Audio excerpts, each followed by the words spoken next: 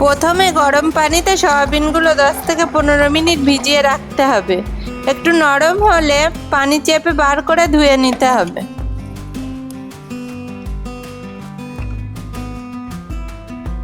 এবার মাংসটা ম্যারিনেট করে রাখতে হবে। ম্যারিনেট করার জন্য লবণ, হলুদ, অল্প করে লঙ্কার গুঁড়ো মাখিয়ে 10 থেকে 15 মিনিট রেখে দেব। ম্যারিনেট করে রাখলে মাংসের স্বাদটা ভালো আসবে। এবার সয়াবিনটা ভাজা করে নেব। সয়াবিনটা ভাজা করলে খেতে ভালো লাগবে। তার জন্য আমি কড়াইতে তেল দিয়ে অল্প করে লবণ আর হলুদ দিয়ে লাল লাল করে সয়াবিনটা ভাজা করে নেব। এবার আলুটা ভাজা করে নেব। আলুটা ভাজার জন্য অল্প করে লবণ আর হলুদ দিয়ে আলুটা লাল লাল করে ভাজা করে নিচ্ছি। আপনারা চাইলে আলুটা নাও দিতে পারেন। এরকম লাল লাল করে ভাজা করে নিলে ফ্লেভারটা ভালো আসবে এবং খেতেও ভালো লাগবে। তারপর কড়াইতে তেল দিয়ে দিতে হবে, দিয়ে পেঁয়াজ কুচিগুলো দিতে হবে। পেঁয়াজ কুচি দিয়ে লাল লাল করে ভাজা করে নেব। এরকম লাল লাল হয়ে গিয়েছে। এবার আদা বাটা, রসুন বাটা দেব, দিয়ে লাল লাল করে ভাজা করে নেব।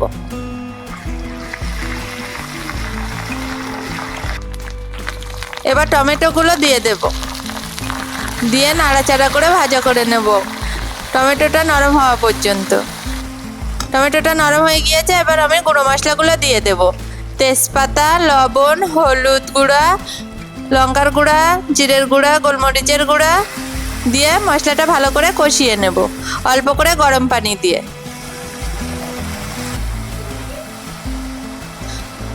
মশলাটা যত কষাবেন তত খেতে ভালো লাগবে। মশলাটা কষানো হয়ে গিয়েছে, মশলা থেকে তেল ছেড়ে দিয়েছে।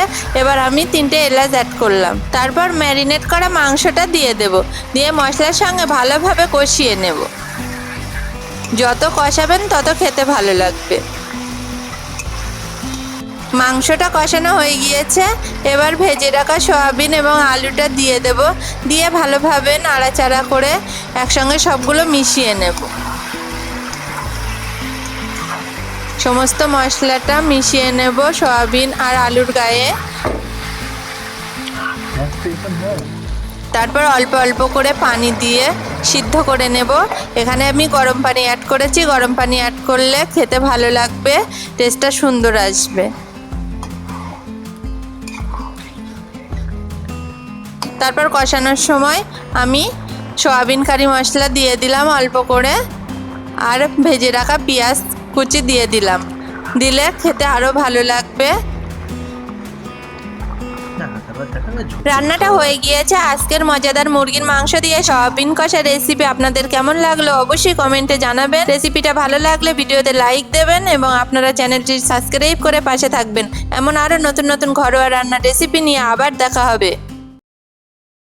প্রথমে আলু আর ডিমটা সিদ্ধ করে নেব, তারপরে ডিমের খোসাটা ভালোভাবে ছাড়িয়ে নেব। তারপরে আলুতে হলুদ মাখাবো। লবণ এখন মাখাবো না, লবণ মাখালে আলু থেকে পানি বার হবে, ভালোভাবে ভাজা যাবে না। সেজন্য আমি কড়াইতে তেল দেব, তারপরে আলুটা, হলুদ মাখানো আলুটা দিয়ে দেব, তারপর লবণ দেব। লবণ দিয়ে ভালোভাবে লাল লাল করে ভাজা করে নেব। এরকম লাল লাল করে ভাজা করে নিতে হবে। তারপরে কড়াইতে তেল দেব, তেজপাতা আর শুকনো লঙ্কা ফোড়ন দিয়ে দেব। তারপর বেটে রাখা পেঁয়াজটা দিয়ে দেব, দিয়ে ভালোভাবে নাড়াচাড়া করে নেব। তারপর আদা রসুন বাটা দিয়ে ভালোভাবে মশলাটা কষিয়ে নেব। মশলাটা যত বেশি কষাবেন তত টেস্টটা ভালো আসবে। এরকম লাল লাল মতো করে ভাজা করে নিতে হবে।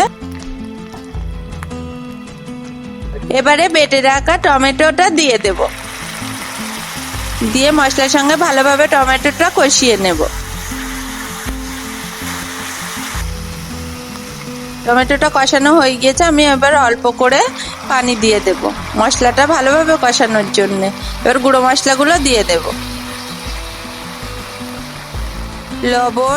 লবণ আমি অল্প দিয়েছি, কারণ আমার আগে আলুতে লবণ দেয়া আছে।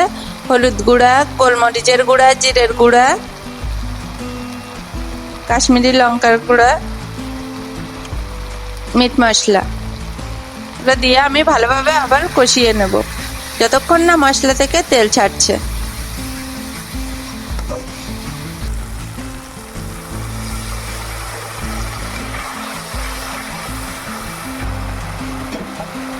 আমার মশলা থেকে তেল ছেড়ে দিয়েছে, এবার আমি ভেজে রাখা আলুটা দিয়ে দেব।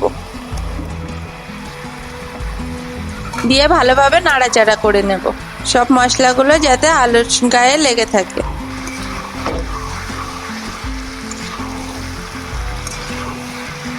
অল্প অল্প পানি দিয়ে আমি আলুটা পুরোপুরি সিদ্ধ করে নেব। আমি 80% মতো আলুটা সিদ্ধ করে নিয়েছিলাম, এবার অল্প অল্প পানি দিয়ে সিদ্ধ করে নেব পুরোটা। তার জন্য আমি ঢাকনা চাপা দিয়ে দিলাম। আলুটা পুরোপুরি সিদ্ধ হয়ে গিয়েছে, এবার আমি ডিম অ্যাড করব। ডিমটা অ্যাড করার আগে আমি লবণ আর হলুদ মাখিয়ে রাখবো কিছুক্ষণ, রাখলে ভাজতে সুবিধা হবে। ভাজা করলে লাল লাল মতো হবে, কালারটা সুন্দর আসবে। এবার কড়াইতে তেল দিয়ে ডিমটা ভাজা করে নেব লাল লাল করে। দেখুন বন্ধুরা, এই লাল লাল করে ভাজা করা হয়ে গিয়েছে। এবার আমি আলুতে দিয়ে দেব। ডিমটা দেওয়ার আগে আমি আমার পরিমাণ মতো ঝোল দিয়েছি, আপনারা আপনাদের পরিমাণ মতো ঝোল দেবেন। আমি এতে উষ্ণ গরম পানি অ্যাড করলাম, কারণ উষ্ণ গরম পানি দিলে খেতে টেস্ট লাগবে বেশি। ডিমটা দিয়ে দিয়েছি, দিয়ে ভালোভাবে নাড়াচাড়া করে নিয়েছি। তারপরে একটু কাশ্মীরি লঙ্কা অ্যাড করলাম কালারটা আসার জন্য। এবার 10 মিনিট জাল দিলেই রেডি হয়ে যাবে আমাদের রেসিপি। এই রেসিপিটা ভাত বা রুটির সঙ্গে খেতে দারুণ, আপনারা বাড়িতে ট্রাই করবেন। তো ডিম দিয়ে এই আলুর ঝোলের রেসিপিটা কেমন লাগলো আপনারা অবশ্যই কমেন্টে জানাবেন, এবং ভালো লাগলে একটা লাইক দেবেন এবং চ্যানেলটি সাবস্ক্রাইব করে পাশে থাকবেন এরকম ঘরোয়া মজার রান্না দেখার জন্য। 500 গ্রাম খাসির মাংস ভালোভাবে কেটে ধুয়ে নিলাম। এবার আধা ঘন্টা ম্যারিনেট করে রাখবো। ম্যারিনেট করার জন্য পেঁয়াজ কুচি, আদা রসুন বাটা, টক দই, অল্প পরিমাণ সরিষার তেল, জিরের গুঁড়া, গোলমরিচের গুঁড়া দিয়ে দেব। অল্প পরিমাণ লেবুর রস দিয়ে দেব। ভিনিগার বা লেবুর রস দিলে খাসির মাংসের গন্ধটা থাকে না, অনেকে গন্ধের জন্য খাসির মাংস খেতে চান না। এভাবে বাড়িতে বানিয়ে দেখবেন, গন্ধটা একটুও থাকবে না।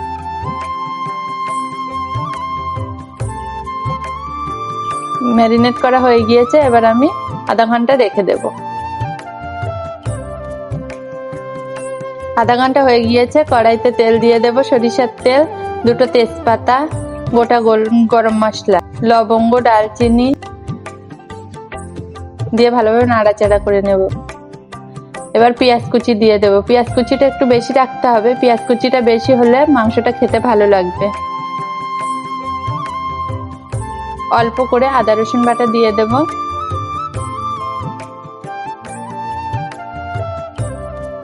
গোটা এলাচ দিয়ে দেব, দিয়ে লাল লাল করে ভাজা করে নেব।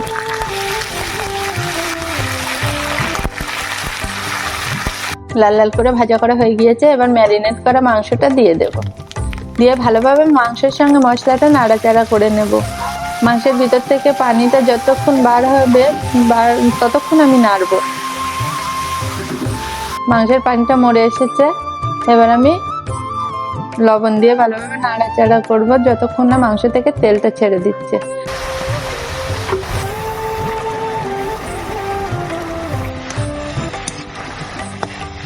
মাংস থেকে তেল ছেড়ে দিয়েছে, এবার কিছু গুঁড়ো মশলা দিয়ে দেব, তাহলে খেতেও ভালো লাগবে এবং কালারটাও সুন্দর আসবে। পরিমাণ মতো হলুদ গুঁড়ো দিয়ে দেব, গোলমরিচের গুঁড়া, জিরের গুঁড়া আবারও দিয়ে দেব অল্প অল্প করে, দিয়ে ভালোভাবে নাড়াচাড়া করে নেব। আমি মাংসতে গরম পানি অ্যাড করব। গরম পানি দিলে মাংসটা খেতে ভালো লাগবে। অল্প অল্প করে পানি দেব আর মাংসটা কষাবো যতক্ষণ না মাংসটা নরম হয়ে না আসে। ফাইনালি আমার রান্নাটা হয়ে গিয়েছে, এবার আমি নামিয়ে নেব। ভিডিওটি ভালো লাগলে একটা লাইক করবেন এবং কমেন্টে জানাবেন রান্নাটা কেমন হয়েছে। ভিডিও দেখছেন কিন্তু চ্যানেলটি সাবস্ক্রাইব করছেন না, চ্যানেলটি সাবস্ক্রাইব করবেন। প্রথমে চিংড়ি মাছ, পুঁই শাক আর আলুটা ভালো করে কেটে ধুয়ে নিতে হবে। তারপর কড়াইতে তেল দিয়ে অল্প করে লবণ আর হলুদ দিয়ে চিংড়ি মাছগুলো প্রথমে ভাজা করে নিতে হবে।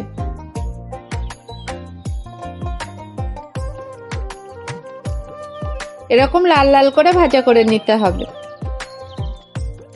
কড়াইতে তেল দিয়ে পেঁয়াজ কুচি দিয়ে দিতে হবে, একটু নাড়াচাড়া করে নিতে হবে, নিয়ে 4-5টা কাঁচা লঙ্কা কুচি দিয়ে দিতে হবে, দিয়ে নাড়াচাড়া করে নিয়ে কেটে রাখা পুঁই শাক আর আলুটা দিয়ে দেব।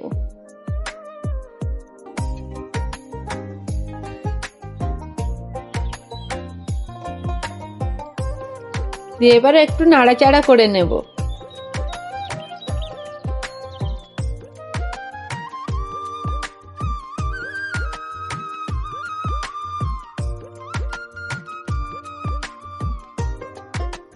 তারপর গুঁড়ো মশলাগুলো দিয়ে দেব। লবণ, হলুদ গুঁড়া, গোলমরিচের গুঁড়া আর জিরের গুঁড়া। অল্প মশলায় রান্নাটা করব, খেতে খুব সুস্বাদু হবে। আপনারা বাড়িতে বানিয়ে দেখবেন।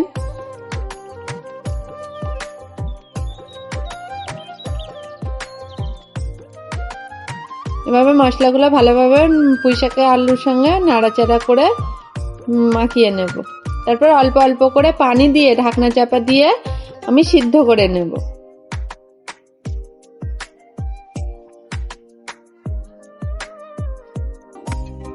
দেখুন 80% সিদ্ধ হয়ে এসছে আলুটা। এবার আমি চিংড়ি মাছগুলো দিয়ে দেব।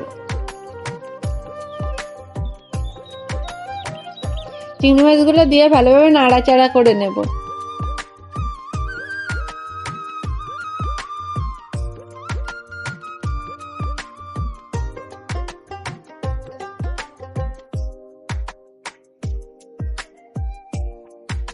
আর পরিমাণ মতো ঝোল দিয়ে দেব, দিয়ে ঢাকনা চাপা দেব। কিছুক্ষণ জাল দেওয়ার পরে আমার ফাইনালি রান্নাটা রেডি হয়ে যাবে।